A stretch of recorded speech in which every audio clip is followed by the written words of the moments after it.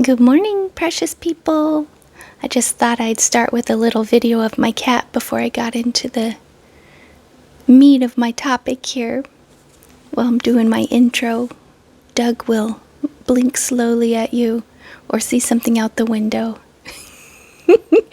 I threw some popcorn out in the backyard so the birds would come, so maybe that's what he's seeing. You're such a good boy. Can I pet you? Yes. Dougie.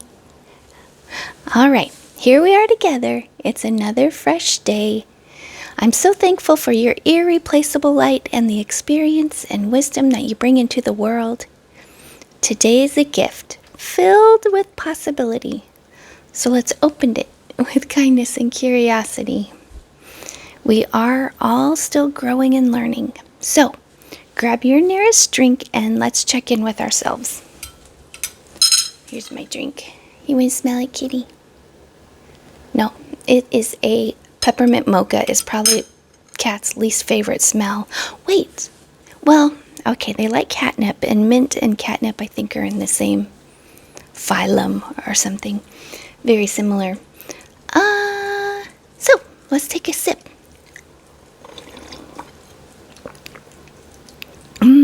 Okay, you guys, let's take one more sip. Okay, if you have water, you have to wash down your coffee with some water. That's the rules. I don't know if you guys know the morning coffee rules. It's drink 2 cups of water before you even touch your coffee. And then for me, every time I drink my coffee, I want to drink some water.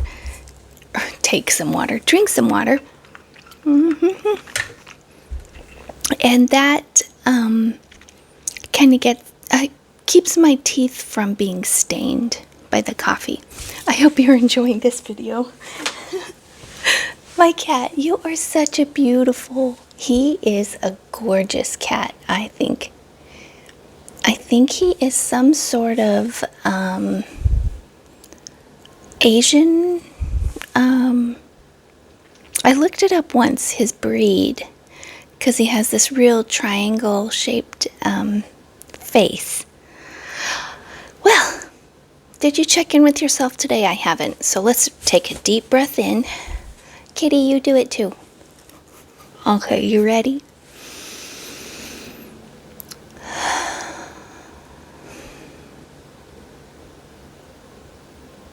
I am feeling so good today. I got some great news about my daughter applying for a scholarship. Someone very close to her that she respects is going to write a letter of recommendation for her. So that's the micro scholarship for trades.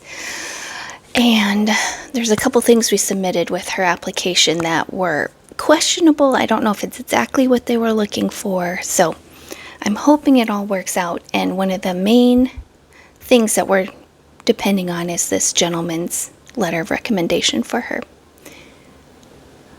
Here, Kitty, you want to say anything?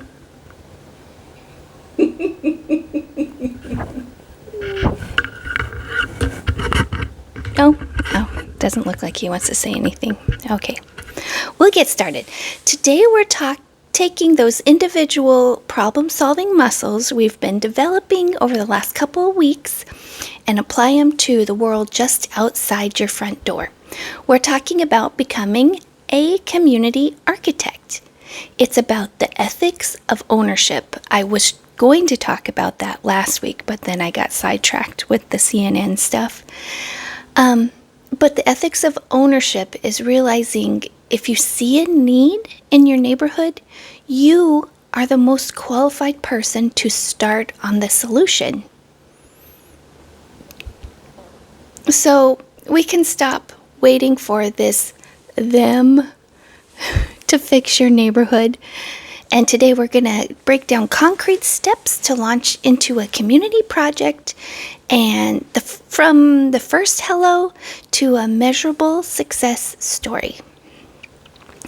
So how many times have you walked past trash in a vacant lot, a broken street light, or a park that seems better days and thought someone should really do something about that? But that someone that you're thinking about is a ghost.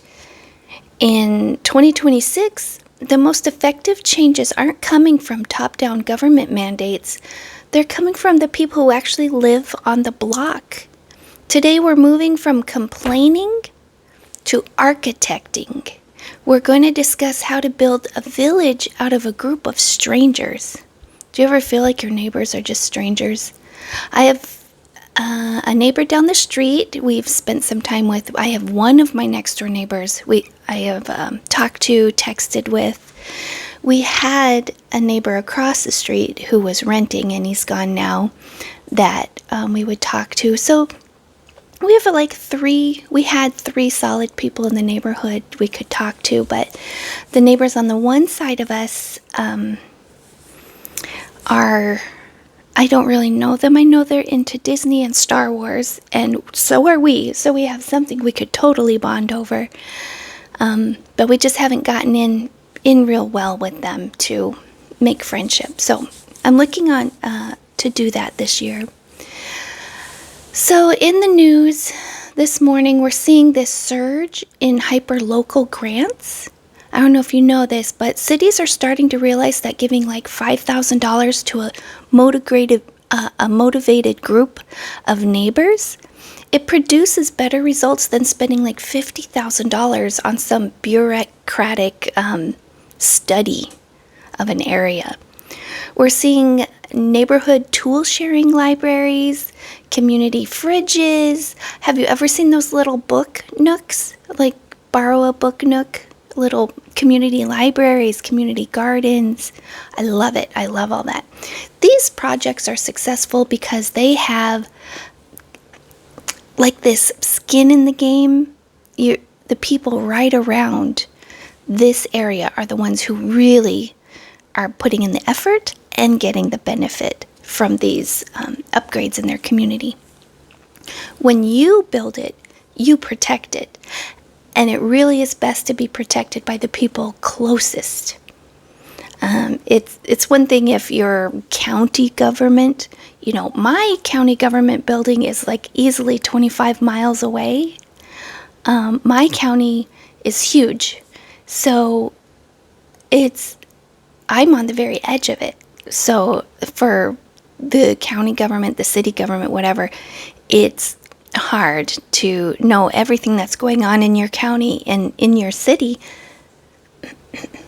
But the people who are closest to it, the people living within blocks of these little projects, community projects, have the most to gain. And just the proximity means they can tend to it more often. So that is personal responsibility on a communal scale. I do love talking about personal responsibility. So we have to talk about how to get people to join you. And I found this thing called the Ben Franklin effect. It is very counterintuitive. Instead of asking a neighbor for a small favor, well, okay, it's different than that. See, it's totally against my mental, modus of operandi or whatever. It is,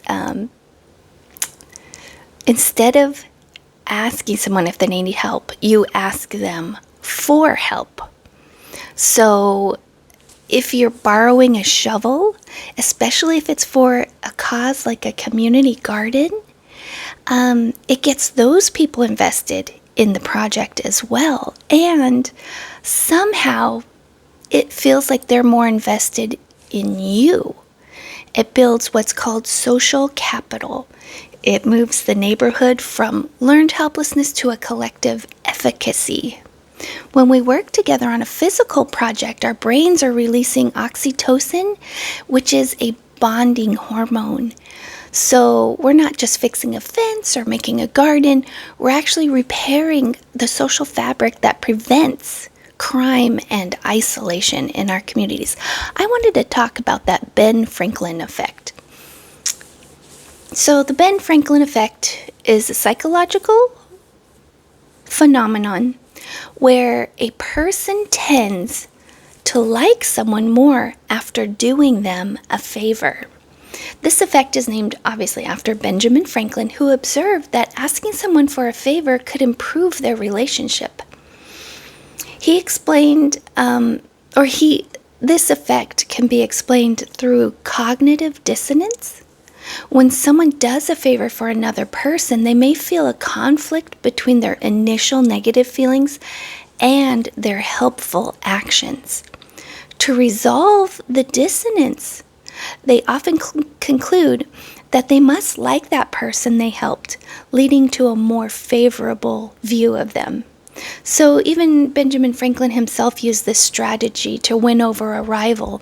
He borrowed a book from this rival and returned it with gratitude, and subsequently their relationship improved significantly. So if you're in your neighborhood asking for help, asking to borrow something, you're bringing them into your project, but you're also developing that social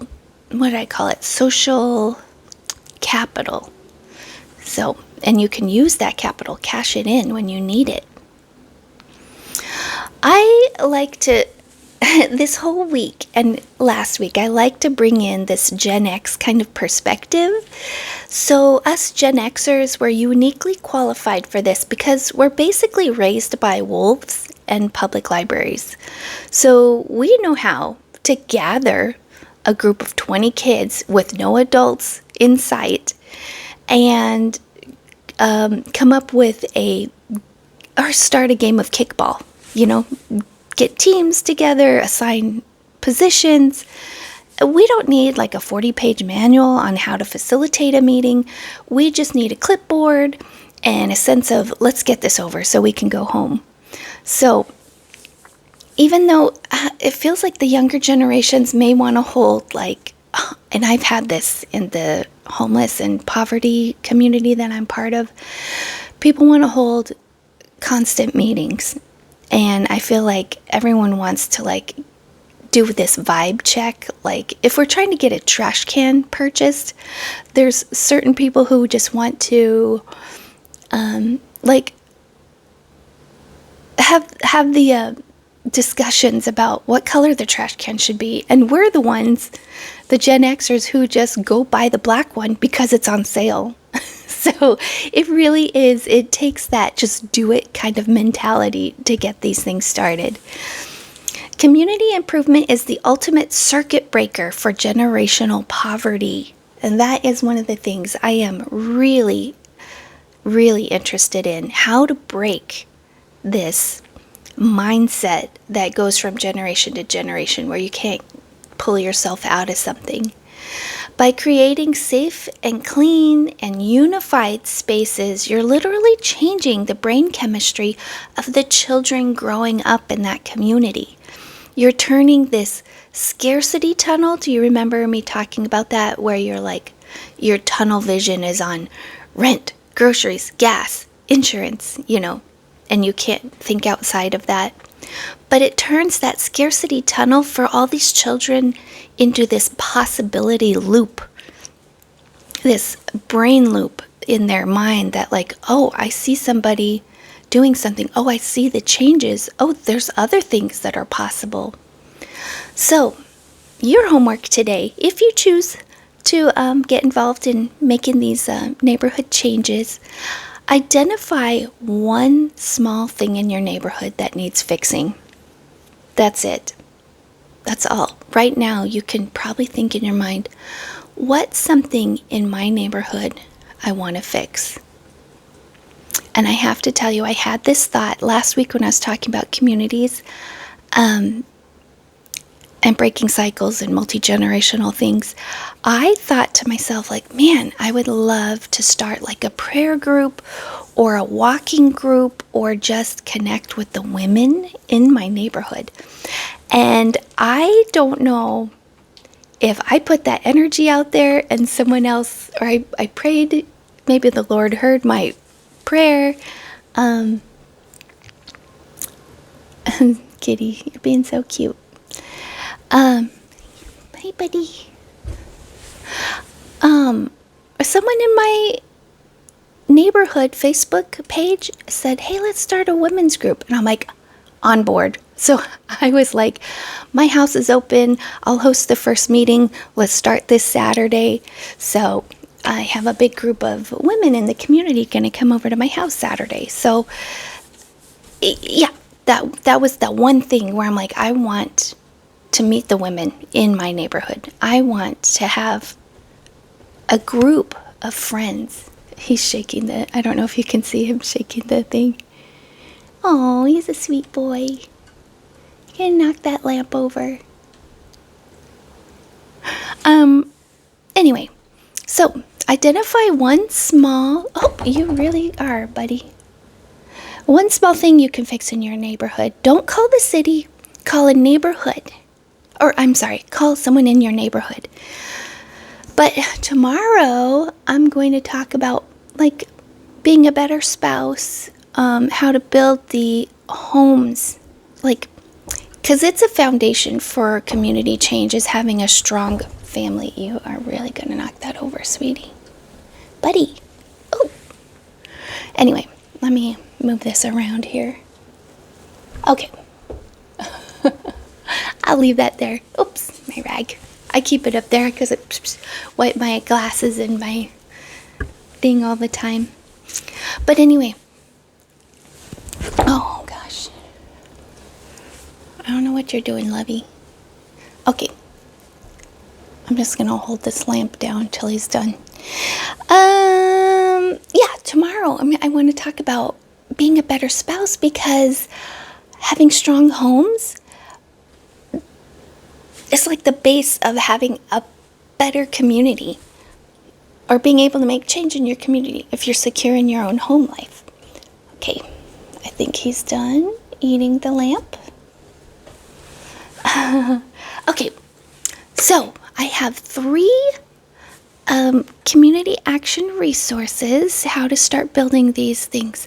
I haven't checked these out specifically. I just got a list of resources you could check out. And I'm going to too. When I have my ladies over, I'm going to probably have something to present to them. So there is something called IOB, which is IOBY. It's short for In Our Backyards.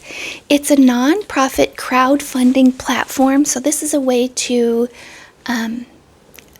raise money in your community for some projects. Kitty, now you're eating the strip of light? Okay. They provide implementation success coaching to help you go from an idea to a finished project. So IOBY. There is also something called ABCD Institute, the Asset-Based Community Development Institute. They offer free toolkits and webinars on how to identify the hidden assets. Oops, here, kitty. You may want down. Get my coffee out of the way. You're so sweet. Okay, they can identify hidden assets already in your neighborhood so you can build without outside funding. So you can use those 2 things together. If you want to raise funds, there's that IOB. If you want to know how to identify the assets already in your neighborhood, you can use that ABCD Institute. Think you can get down? I'm not leaving him much room to hop down. Okay, buddy. There's also it's called Project for Public Spaces. It's a great resource for tactical urbanism guides. They offer newsletters and short online lectures to show how to improve your public spaces with low-cost, high-impact changes. I don't personally live in an urban area. I'm suburban, almost country, because we're on the edge of the city. But yeah, I might look into some of these and then present it to our ladies who are meeting. I'm so excited. Honestly, I don't know. I do believe the Lord hears our prayers, and He knows our hearts. And I had this thought last week of what I wanted to do and what I was thinking of in the community, and then it just happened. So I don't know if you don't believe in God, you believe in like energy and manifesting. Like, how did this happen? I was just thinking last week I wanted to get a group of ladies together in the community, and it just happened. I was so thrilled. Anyway, and I'm going to start making things happen in my very own community. I mean, I do talk about my community. My community is the county with the nonprofit stuff that I do, but this is right in my own backyard. I'm so excited.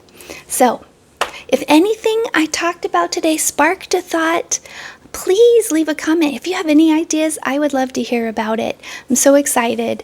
Also, I just want you to know that the world is better with your light in it. I just appreciate the energy, the thoughts, the experience that everyone brings into the world. So, until I see you next time, you have a wonderful Tuesday. And remember, you're the Lord's precious ones. Bye!